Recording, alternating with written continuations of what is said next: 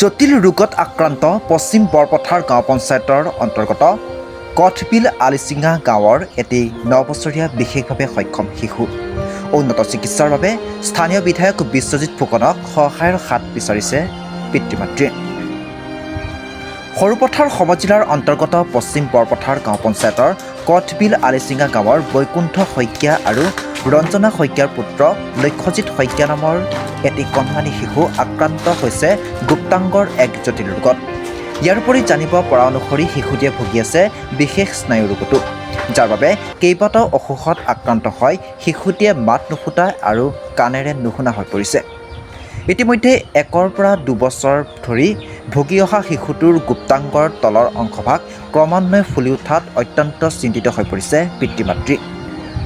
চিকিৎসকে অস্ত্ৰোপচাৰৰ বাবে উন্নত চিকিৎসালয়লৈ নিয়াৰ পোষকতা কৰিছিল যদিও চিকিৎসাৰ বাবে প্ৰয়োজনীয় খৰচ বহন কৰাত অসমৰ্থ পৰিয়ালটি, যাৰ বাবে অসহায় পিতৃ-মাতৃ তথা স্থানীয় ৰাইজে সহায় বিচাৰিছে স্থানীয় মানৱ দৰদী বিধায়ক বিশ্বজিৎ ফুকন আৰু অসমবাসীৰ।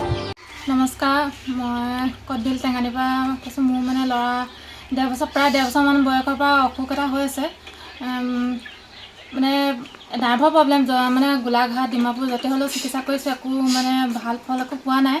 এতিয়া যিহেতু 1.5 বছৰ বয়সৰ পৰা হৈছে, এতিয়া 9 বছৰ হ'লগৈ, একো ভাল দেখাই নাই। আৰু স্থানীয় মানে আমাৰ বাসিন্দা হিচাপে বিশ্বজিৎ ডাঙৰীয়া দেৱক মই অনুৰোধ জনাইছোঁ, মানে যি পাৰে আমাক মানে অসমবাসী ৰাইজলৈও মই অনুৰোধ জনাইছোঁ, কিবা যি পাৰে মোৰ ল'ৰাটোক মানে সহায় কৰক। আৰু আমাৰ যিহেতু দুখীয়া মানুহ, আমাৰ নিজৰ মানে নিজৰ ভৰি নিজে থিয় দি আছোঁ, আৰু আমাৰ মানে বিশেষকৈ ল'ৰাটোক মানে ভাল মানে চিকিৎসা কৰিবলৈ আমাৰ মাজত মানে সমৰ্থ নহয়। মানে আপোনালোকৰ ফালৰ পৰা মই মানে সহায় বিচাৰিছোঁ, আৰু স্থানীয় মই মহোদয় বিশ্বজিৎ ডাঙৰীয়া মহোদয়কো মই অনুৰোধ জনাইছোঁ। ল'ৰাটো কি নাম? আৰু মোৰ ল'ৰাৰ নাম লক্ষ্যজিৎ শইকীয়া হয়। তাৰ বিশেষ অসুবিধাটো কি আছিল? অসুখটো কি? অসুখটো নাৰ্ভৰ প্ৰব্লেম, আৰু মানে আঠানটো মানে ডাঙৰ হৈ যায়, আৰু সেয়া অপাৰেশ্যন কৰিব লাগে। এইটো আপোনালোকক কেতিয়া ধৰা পৰিছিলে?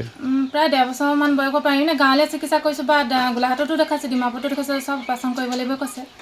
একো ভাল মানে নাই হোৱা, কৰি আছোঁ। এতিয়া আপোনালোকে ক'ৰবাত উন্নত চিকিৎসাৰ কাৰণে নিম বুলি ভাবিছে নেকি? নিম বুলি ভাবিছোঁ। মানে আমাৰ যিহেতু আমি দুখীয়া মানুহ, আমাৰ মানে সিমানকৈ সমৰ্থ নাই, সেইকাৰণে আমি এতিয়া মানে পিছুৱাই ৰ'বলগীয়া হৈছে।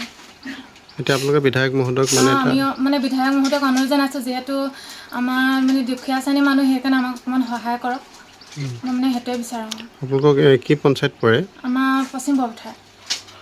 হয়, বিধায়ক মহোদয়ৰ লগত আগতে আপোনালোকে কেতিয়াবা যোগাযোগ কৰিছিলে নেকি? নাই, যোগাযোগ আমি কৰা নাই এতিয়ালৈকে।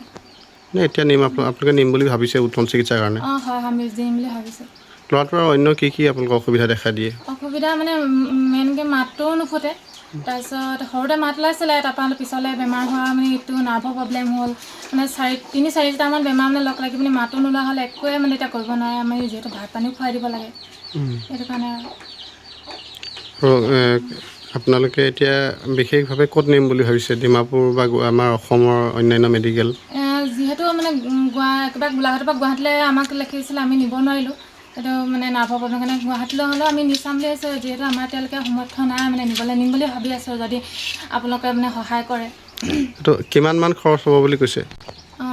মানে যিহেতু সেই অপাৰেশ্যন কৰোঁতে মানে 40-50 হাজাৰ টকা খৰচ হ'ব কৈছে, সেইখিনি আমাৰ মানে সমৰ্থ নাই, যিহেতু সেইটো কাৰণে। আৰু অন্যান্য খৰচ আছেই? অন্যান্য খৰচ আছে, সেইটো কাৰণে নিব পৰা নাই। ঠিক আছে। পৰিয়ালৰ যোগাযোগ নম্বৰ 6003253215। ধনশিৰিৰ পৰা গকুল দত্ত ৰিপৰ্টাৰ লাইভ অসম।